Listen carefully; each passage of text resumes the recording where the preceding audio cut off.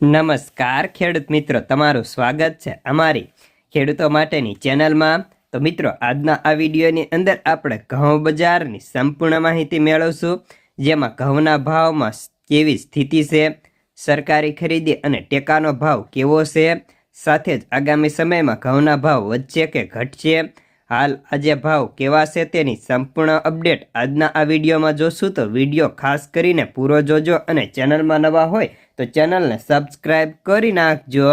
તો મિત્રો, સૌપ્રથમ તો આપણે ઘઉંની વાત કરીએ તો હાલ અત્યારે ઘઉંમાં હવે ખેતરોમાંથી નીકળીને માર્કેટયાર્ડોમાં નવા ઘઉંની આવકો સતત વધતી જઈ રહી છે। જ્યારે આવકો સતત વધે ત્યારે સ્વાભાવિક છે કે બજારમાં ઘટાડો જોવા મળે છે। હાલ પણ અત્યારે ક્યાંક તેવી સ્થિતિ જોવા મળી રહી છે અને ઘઉંના ભાવમાં સતત ભાવ નરમ પડી રહ્યા છે।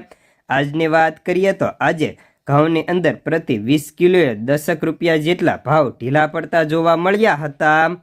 જ્યારે હવે ઘઉંમાં કંપનીઓ અને સ્ટોકિસ્ટોની ખરીદી પણ ધીમી ગતિએ વધારો થઈ રહ્યો છે। જ્યારે આગામી સપ્તાહથી વેપારો વધે તેવી ધારણા છે। જ્યારે ભાવમાં અત્યારે પ્રતિ ક્વિન્ટલ 20 રૂપિયા જેટલો ઘટાડો જોવા મળ્યો હતો। હવે સરકારી ખરીદી બજારને રાહત આપે તેવી ધારણા છે।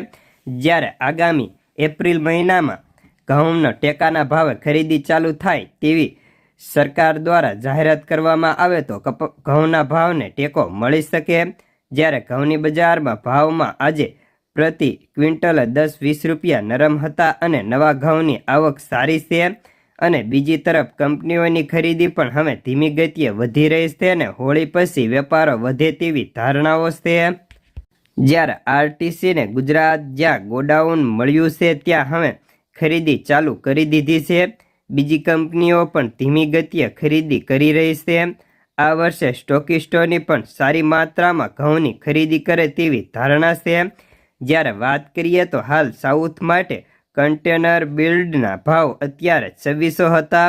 અમદાવાદની અંદર પ્રતિ ક્વિન્ટલ મિલના ભાવ 2680, તો બરોડાના ભાવ 2715, સુરતની મિલોના ભાવ 2770, જ્યારે હિંમતનગરની મિલોના ભાવ 2740 રૂપિયા પ્રતિ ક્વિન્ટલના બોલાય છે।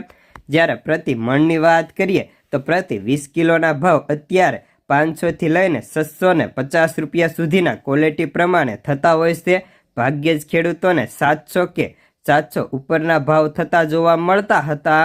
તો બસ આજના ઘઉંના સમાચારમાં આટલું જ। ધન્યવાદ।